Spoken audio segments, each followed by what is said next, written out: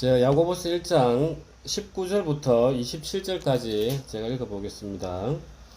내 사랑하는 형제들아, 너희가 알지니 사람마다 듣기는 속히 하고 말하기는 더디하며 성내기도 더디하라. 사람이 성내는 것이 하나님의 의를 이루지 못함이라. 그러므로 모든 더러운 것과 넘치는 악을 내버리고 너희 영혼을 능히 구원할 바 마음에 심어진 말씀을 온유함으로 받으라. 너희는 말씀을 행하는 자가 되고 듣기만 하여 자신을 속이는 자가 되지 말라. 누구든지 말씀을 듣고 행하지 아니하면 그는 거울로 자기의 생긴 얼굴을 보는 것과 같아서 제 자신을 보고 가서 그 모습이 어떠했는지를 곧 잊어버리거니와, 자유롭게 하는 온전한 율법을 들여다보고 있는 자는 듣고 잊어버리는 자가 아니요 실천하는 자니 이 사람은 그 행하는 일에 복을 받으리라. 누구든지 스스로 경건하다 생각하며 자기 혀를 제갈 물리지 아니하고 자기 마음을 속이면 이 사람의 경건은 헛것이라. 하나님 아버지 앞에서 정결하고 더러움이 없는 경건은 곧 고아와 과부를 그 환난 중에 돌보고 또 자기를 지켜 세속에 물들지 아니하는 그것이니라. 아멘. 오늘 이 말씀은 참 많은 도전이 되기도 하고 늘 우리가 우리 인생을 돌아보면은 늘 부족함을 잘 보여주는 그런 말씀입니다. 오늘은 특별히 저 자신에게 뿐만 아니라 우리 사랑하는 형제 자매님이 이 우리가 화를 내고 성을 내는 것이 과연 어디에서부터 좀 시작이 되고 우리가 이것을 우리가 막으려면 하나님이 우리에게 하시는 말씀이 뭔지 좀 깊이 있게 돌아보는 시간이 되길 소망합니다. 먼저 야고보스 1장 19절부터 27절의 구조를 보면 어떻게 되어 있냐면은 1장 19절에 보면은 야고보스 1장 19절에 보면 내 사랑하는 형제들아, 너희가 알지니 사람마다 듣기는 속히 하고 말하기는 더디하며 성내기도 더디하라. 그래서 지금 이 야고보 사도가 우리에게 먼저 전제적으로 하시는 말씀이 뭐냐면 듣기는 속히 하라. 그 다음에 말하기는 더디하라. 그 다음에 성내기도 더디하라. 그 다음에 이걸 어떻게 이제 실행을 하느냐 하면 21절에 보면 그러므로 모든 더러운 것과 넘치는 악을 내버리고 너희 영혼을 능히 구원할 바 마음에 심어진 말씀을 온유함으로 받으라. 그래서 이걸 실천하기 위해서는 모든 더러운 것을 버려야 되고 넘치는 악도 내버려야 되고 그 다음에 마음에 심어진 말씀을 온유함으로 받으라, 이렇게 이야기하고 계시는 거예요. 그래서 먼저 사도 야고보가 이야기하는 전제를 이야기하고 이걸 어떻게 이루어간다는 방법론을 이야기하고 그 다음에 22절에 보면은 이걸 행해라는 거예요. 너희는 말씀을 행하는 자가 되고, 그 다음에 이 행하지 아니하면 어떻게 되냐 하면은 자신을 속이는 자가 된다. 그리고 23절에 보면 말씀을 듣고 행하지 아니하면 그는 거울로 자기의 생긴 얼굴을 보는 사람과 같아서 제 자신을 보고 가서 그 모습이 어떠했는지 곧 잊어버리는 사람이 된다. 이렇게 이제 이야기를 하고 있습니다. 그러면서 우리에게 실천적인 방법으로는 26절에 자기 혀를 제갈 물려라, 이렇게 이야기를 하고 있으며 그 다음에 이러한 모든 것들이 이루어지고 나면 어떤 열매가 맺어지는지 27절에 보면 고아와 과부를 그 환난 중에 돌보는 사람이 되고 또 자기를 지켜 세속에 물들지 아니하는 사람이 된다. 이렇게 이제 성경이 체계적으로 좀 잘 되어 있습니다. 그러면 이제 오늘 우리가 사도 야고보께서 이야기하시는 너희가 알지니 사람마다 듣기는 속히 하고 말하기는 더디하며 성내기도 더디하라. 이 성낸다, 이 노한다, 이 말은 원어로 보면은 오르게라고 합니다. 오르게. 이 오르게라는 말은 어디에서 나왔냐 하면 오르고라는 말에서 나왔는데 열정, 탐하다, 여기에서 이 썩낸다는 말이 나왔어요. 우리가 어떤 것을 강하게 열망하고 탐을 냈는데 내가 그것을 취하지 못할 때 가장 극단적인 감정의 표현, 이게 바로 썩내는 거고 화를 내는 것입니다. 우리가 사실 우리 인생에서는 이 썩내는 마음이 들어가 있죠. 왜냐하면은 사단이 처음에 하와와 아담에게 준 마음이 너가 그 선악과를 먹으면 눈이 밝아서 선악을 아는 데 있어 하나님처럼 된다. 그래서 보니까 선악을 알게 하는 나무 열매가 너무 탐이 났던 거죠. 그래서 우리 안에는 사단이 주는 그 마음을 그대로 받았기 때문에 탐하는 마음이 자연스럽게 들어와 있어요. 그런데 그게 내게 주어지지 않을 때, 너무 극도로 갖고 싶을 때 그게 이제 화를 낸다는 거죠. 그래서 이 화를 내는 뒤에는 탐심이 들어있는 거라는 걸 우리가 정확하게 볼 수가 있어요. 그래서 하나님께서는 이 사단에게 어떻게 저주를 했냐면, 제가 읽어드리겠습니다. 창세기 3장 14절인데요. 하나님께서 뱀에게 어떻게 이야기하셨냐면, 여호와 하나님이 뱀에게 이르시되 내가 이렇게 하였으니 내가 모든 가축과 들의 모든 짐승보다 더욱 저주를 받아 배로 다니고 살아있는 동안 흙을 먹을지니라. 그래서 이 탐하는 마음, 내가 높아지고 하는 마음, 이게 주어지지 않았을 때 나의 욕망이 극도로 표현되는 이게 화단 말이죠. 그래서 하나님께서는 이 사단에게 저주를 내려놓은 거예요. 어떻게 저주를 내려놨냐면은 모든 짐승보다 더욱 저주를 받아 배로 다니고, 그래서 그 전에는 보면은 사단이 뱀이라는 짐승이 그 발이 있었던 것 같아요. 그래서 우리가 뱀 모양을 보면 우리가 진화론에서 이야기하는데 그게 발에 뒷다리 태아한 적이 있다 하고 이런 이야기들을 하는데, 아마 하나님 저주를 받아서 그렇게 된 것 같아요.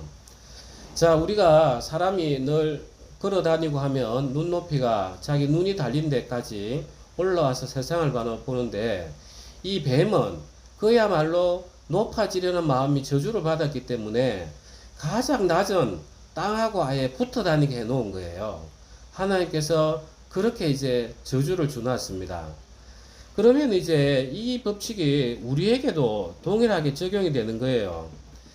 내가 어떤 것을 탐하는데, 내가 어떤 것을 간절히 갖고 싶고, 내가 어떤 권력에 대해서 강한 열망을 가지고 있는데, 이게 내가 취하지 못할 경우에는 내가 분노가 일어나는 거죠.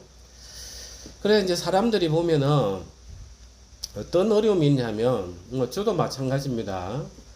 왜 이런 분노들이 가장 강하고 힘이 드냐 하면은, 사실은 그 내가 높아지려는 마음, 내가 탐하는 마음 뒷면에 있는 게 뭐냐 하면은 내 오름인 거죠. 내가 인정받고 싶어 하는 마음.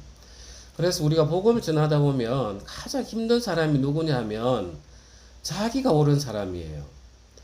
아무리 복음을 전해도 이런 분들은 나는 그렇게 지옥 갈 만큼 내가 남을 미워해 본 적도 없고 나는 법 없이도 살 사람입니다. 이제 이런 분들한테 당신은 태어날 때부터 죄인인 줄 압니까? 하면은 이제 그때 돼서야 이제 마음에 분노가 드러나는 거예요. 겉으로는 그렇습니까? 하지만 속으로는 돌아서는 지가 내를 알면 얼마나 알아. 이렇게 하면서 그 마음의 분노들이 올라오는 거죠. 그래서 그 오름이 있는 강한 사람들은 그 스스로가 이제 감옥이 되는 거예요. 스스로 감옥이 되고 결국은 자기 오름을 따라서 나중에는 이 뱀처럼 땅에 기어다니고, 나중에는 하나님께서는 이 사단을 땅 가장 깊은 스올로 보내버립니다. 가장 낮은 위치 속으로, 어둠 속으로 보내버리는 거죠.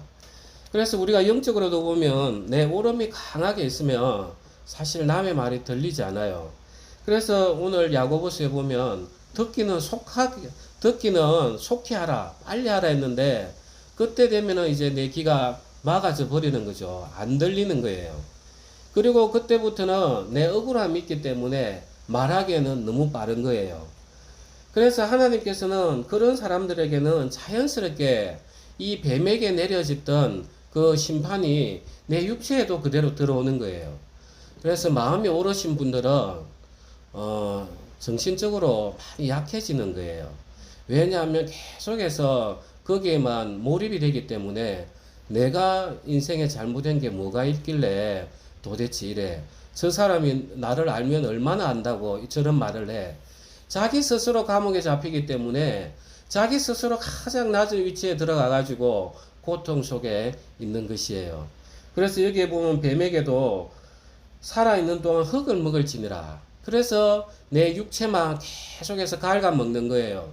밤에 잠도 못 자고, 그 다음에 우울증이 왔다가, 그 다음에 또 정신이 약해졌다가, 이렇게 되는 것들이 내가 사단의 마음을 잡고 있기 때문에 하나님이 사단에게 준 심판이 내게 그대로 오는 거예요.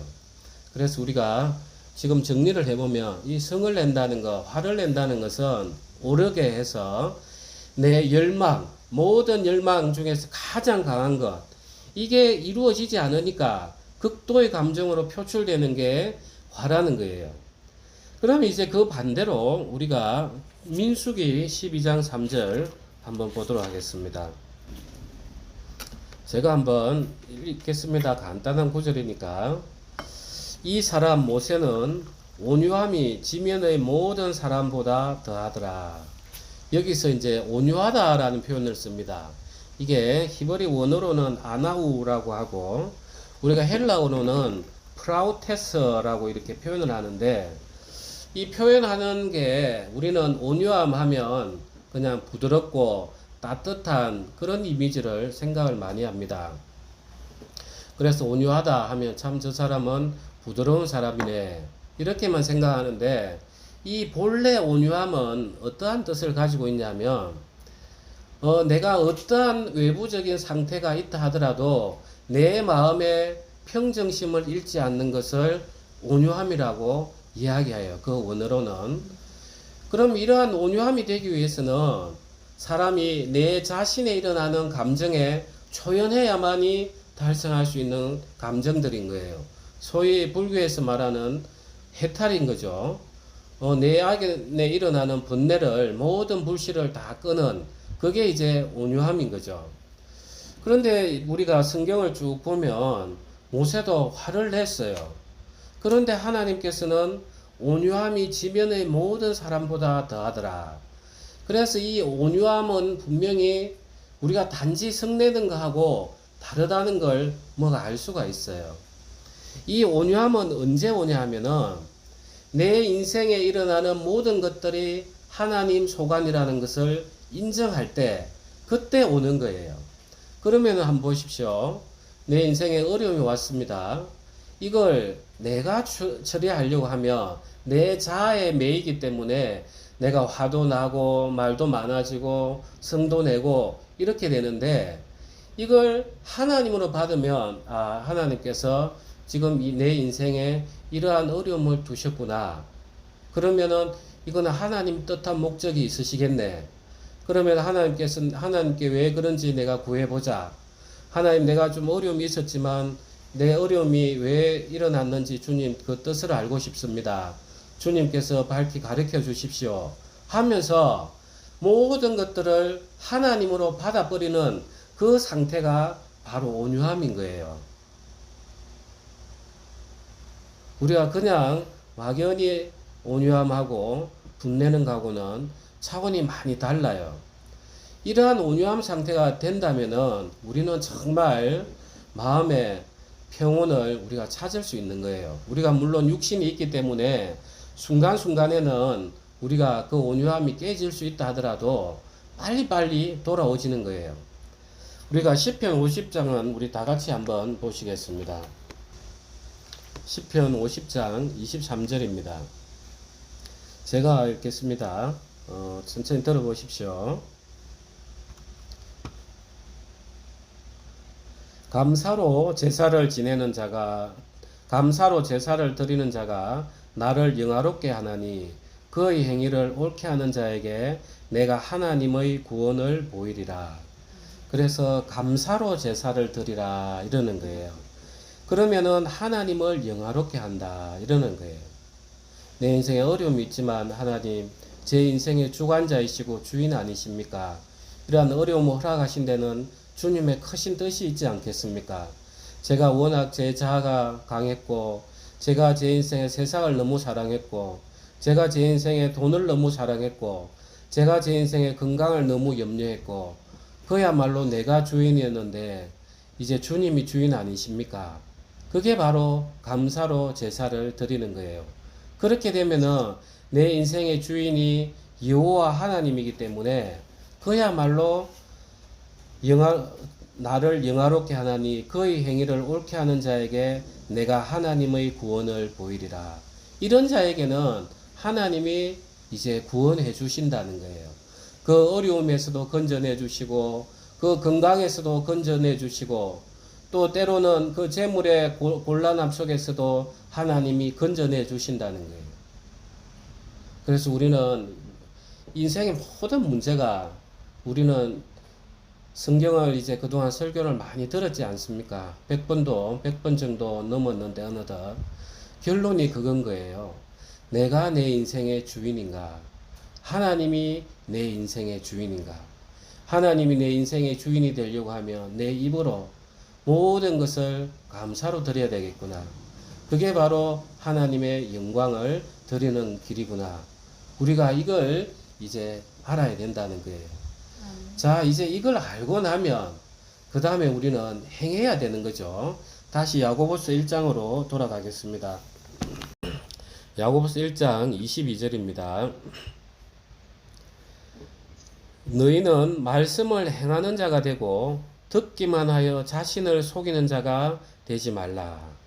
그래서 말씀을 행해라 했는데 이 행한다는 표현이 윤리적인 면을 가지고 있어요. 열매를 내어 보이라. 그래서 이 행하다는 뜻에는 보여주다 이 뜻을 같이 가지고 있습니다. 그래서 너희는 말씀을 너희가 믿었으면 그 열매를 한번 보여보라는 거예요.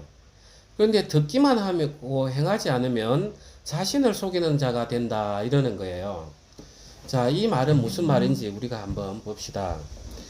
우리가 이제 실제 인생 돌아가는 걸 잘 모르고 공부만 하는 사람, 저희도 이제 사법시험 공부를 할 때 판례를 근 한 2만 개 정도 외우고 들어간다고 해요, 보통. 그러면은 이제 그때는 안다고 생각을 해요.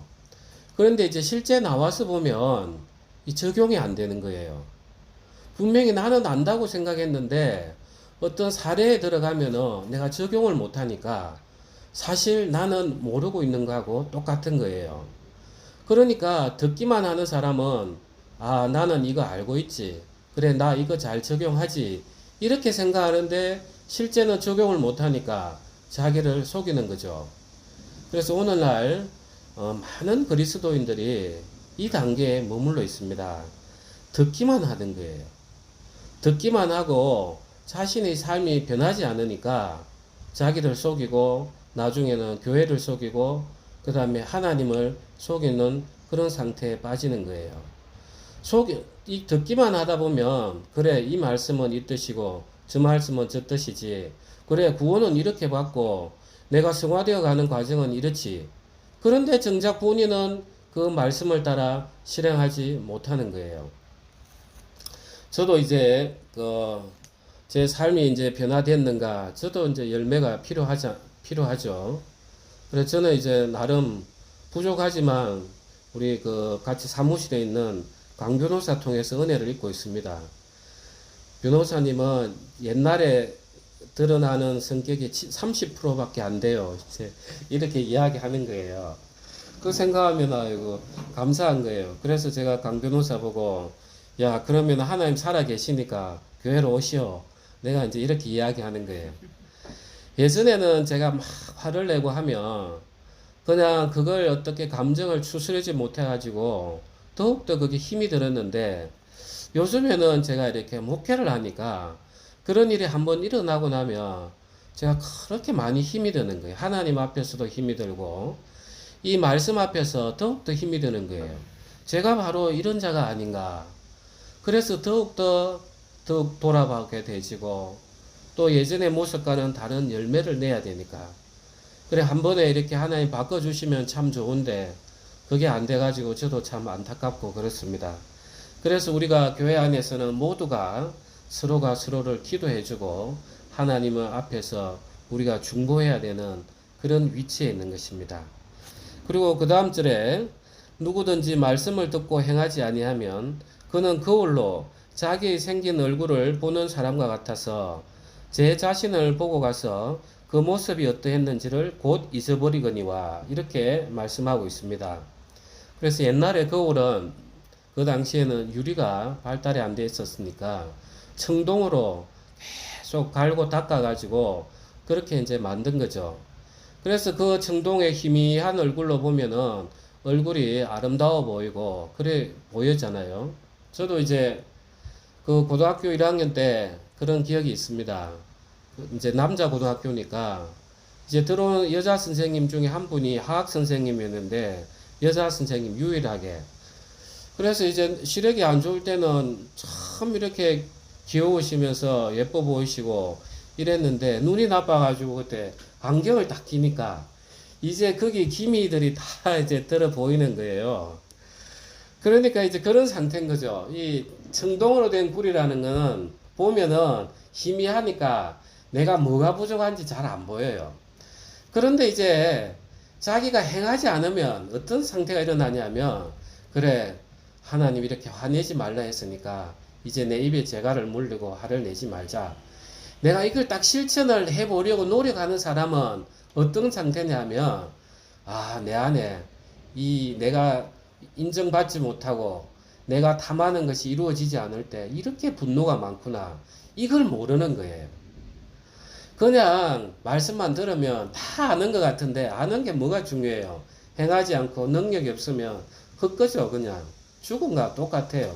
아마 제일 많이 아는 거는 무생물인 구걸 아니겠습니까? 그 의미가 없잖아요. 그런데 내가 이걸 실천을 해보고, 그래, 하나님 화내지 말란다. 하나님 저 왜 또 안 됩니까? 오늘 또 제가 이렇게 화를 내서 하나님 뭐를 또 드러내는데 실패했습니다. 울고 기도하고 이러다 보면, 아, 내 안에 일어나는 모든 일들 속에 하나님의 감사가 부족하구나, 또 아는 거예요. 그러면서 하나님 감사합니다. 제 안에 이 부족했는데 또 이 사람을 붙여주셔서 화를 내서 내 안에 이 또 악한 것들이 있는 걸 알게 됐습니다 하면서 더욱더 잘 알게 되지는 거예요. 그런데 실천하지 않는 사람들은 자기 안에 이런 악이 있는지, 하나님 앞에 감사함이 내가 없다는 것조차도 우리가 모르는 거예요. 그래서 행하지 않으면 자기도 속이는 게 되고, 자기도 속아서 교회도 속이게 되는 거고, 하나님을 우리가 속일 수는 없잖아, 그죠? 그래서 맨날 거짓된 사람으로 우리가 살아가는 거예요. 그래서 우리가 설교를 진짜 100번을 듣고 성경을 100번을 읽는 게 중요한 게 아니에요. 오늘 이 말씀 하나라도 내가 발을 내디뎌보고, 하나님, 제가 또 이게 부족합니다. 하나님 은혜 입고 싶습니다. 제가 왜 주님 앞에 감사하지 못합니까? 감사하지 못하는 것은 제가 주님을 온전히 믿지 못하기 때문 아닙니까? 하나님 언제까지 저에게 믿음을 이렇게 주시지 않겠습니까? 하면서 모든 것들이 나와 하나님의 관계로 바꿔져야만이 비로소 하나님이 주신 고난이 참듯이 빛을 발하는 거예요. 그런데 우리는 그것을 하나님하고 관계를 엮어내지 못하고 전부 다 내 자신에 대해서, 나와 나를 힘들게 했던 사람의 관계에 만들어내다 보니까 내 스스로가 감옥이 돼버리고, 내가 내 인생의 육체를 갉아먹으니까 그 뱀이 종신토록 흙을 먹으라는 것처럼 내가 내 인생을 갉아먹고 사는 삶을 살고 있는 것입니다. 그래서 26절에 보면, 누구든지 스스로 경건하다 생각하며 자기 혀를 재갈 물리지 아니하고 자기 마음을 속이면 이 사람의 경건은 헛것이라. 그래서 재갈을 물리라. 우리의 혀라는 것은 말을 내는 순간부터는 통제가 안 돼요.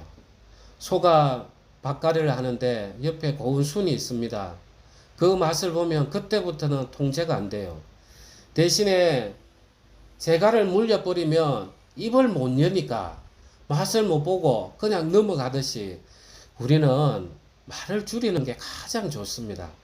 말이 많으면 우리가 잠언에도 보면 젖을 저으면 버터가 되듯이 말이 많으면 분쟁이 생긴다고 이렇게 이야기하는 거예요. 그래서 우리는 가장 좋은 것이 내 혀를, 세상에 대해서 혀를 말 안 하는 게 가장 좋고, 우리가 해야 될 말은 오직 내 자신이 무너지고 하나님을 찬양하고 복음을 전하는 여기에 우리의 혀가 대부분이 쓰여져야 되는 것입니다. 자, 이렇게 되면은 어떤 상태가 되냐 하면 27절입니다. 하나님 아버지 앞에서 정결하고 더러움이 없는 경건은 곧 고아와 과부를 그 환난 중에 돌보고 또 자기를 지켜 새 속에 물들지 아니하는 그것이니라. 자, 우리 안에 이런 경건들이 오면은 우리가 이웃을 사랑하게 되어 있습니다. 그 이웃의 가장 대명사가 지금 고아와 과부인데, 고아는 의지할 사람이 없고 과부는 그 긴긴 밤을 의지할 남편이 없는 정말 외로운 사람들이죠. 그런 사람들의 마음을 내가 알아가신다는 거예요. 내 안에 이 사랑이 있기 때문에. 그리고 자기를 지켜 새 속에 물들지 아니하는 그것이라. 그래서 우리 스스로를 하나님 앞에서 구별해내는 그런 사람이 되어서 하나님을 더욱 사랑하게 된다는 것입니다. 사랑하는 형제자매님, 우리의 율법이라는 것은 우리가 예전 모세의 율법은 돌로 새겨져서 외부에서부터 나를 억압하는 거였어요. 그런데 오늘 말씀해 보면은 너희는 자유하게 하는 그 온전한 율법을 들여보라 이래요. 자, 이제는 우리는 자유로워요. 어디로부터 자유롭냐면 그 모세가 준 율법, 너희가 이 지키지 못하면 저주를 받을 거야. 그 쫓아오는 저주로부터 우리는 자유롭게 됐어요. 왜냐하면 우리 구주 되시는 예수 그리스도께서 십자가에 온전히 저주를 받으셨기 때문에. 그래서 우리는 자유로워졌어요. 그렇지만 우리는 온전한 율법, 온유하게 하는 율법을 꼼꼼히 들여다보라는 거예요. 이 율법이라는 게 뭐냐면, 자, 예레미야서에 있습니다. 예레미야서 30장에 보면 새 마음, 새 율법을 너희 마음에 준다는 거예요. 그래서 이제는 모세로부터 외부로부터 오는 강압된 율법이 아니라 내 안에 들어가 있는 그 사랑의 율법을 하나님께서 심어 놓는다는 거예요. 마치 양심을 심듯이. 그렇게 되면은 우리는 하나님이 이렇게 나를 사랑하시고 이렇게 어려움을 허락하신 것도 나를 사랑하시기 때문에 그렇구나. 그러면 이 사랑을 내가 하나님 다른 사람에게 전해야지 하는 그 사랑의 마음이 가득하게 되지면 고아도 돌보게 되지고 과부도 돌보게 되지고, 하나님 정말 저 어려운 사람입니다. 저는 참 그 어려움 속에 던져놓지 않아서 감사합니다. 하나님, 그렇지만 저분들 얼마나 어렵겠습니까? 내가 예수 그리스도 마음으로 섬겨줄 수 있도록 주님 은혜를 다하여 주십시오. 그리고 내가 세상으로부터 주님께서 구별해냈는데 정말 더 이상 세상과 하나가 되지 않도록 해주십시오 하면서 오늘 우리가 이 야고보서 읽었던 이 말씀처럼 하나님 말씀이 이거구나 하면은 이게 바로 나를 자유롭게 하는 온전한 율법인 거예요. 때로는 실수가 있지만, 과거에는 실수가 있으면 짐승을 잡아 죽여야 됐지만 지금 우리는 예수 그리스도의 피가 있어요. 그래서 자유로워요. 그렇기 때문에 우리는 더욱더 자유를 방종에 쓰지 말고 하나님 사랑을 전하는 데 써야 되겠습니다. 우리가 그 신앙생활 또 우리가 예배를 이렇게 드리면 자칫 나태하기 쉬운데 오늘 말씀 우리가 일찍 올려놓겠습니다. 정말 자유하게 하는 율법, 온전하게 하는 그 율법을 깊이 묵상하면서 우리가 남아있는 또 한 주 힘을 내고 또 우리가 인생 살아가면서 내가 이렇게 실천을 해야 되겠구나 하는 은혜를 입으시기 바랍니다. 제 기도 드리겠습니다.